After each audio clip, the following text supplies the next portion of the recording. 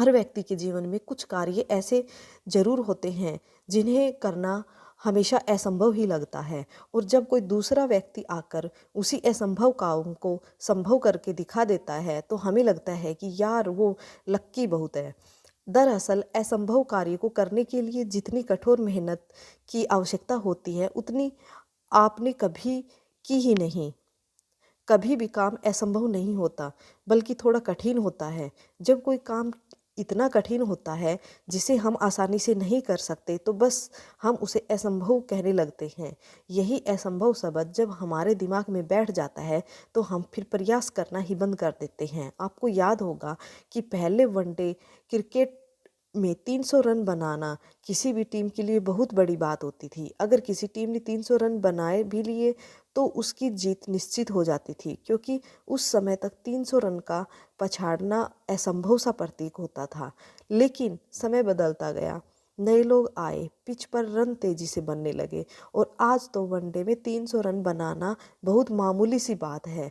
अब तो लोग 400 रन को भी पछाड़ देते हैं।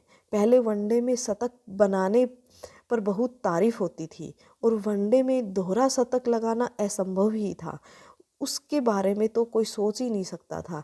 लेकिन हमारे मास्टर ब्लास्टर सचिन तेंदुलकर ने लोगों के इस भ्रम को तोड़ा और वनडे में 200 रन बनाकर एक कीर्तिमान स्थापना की।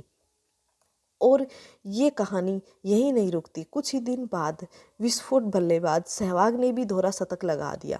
इसके बाद 200 रन कई लोग अब तक बना चुके हैं।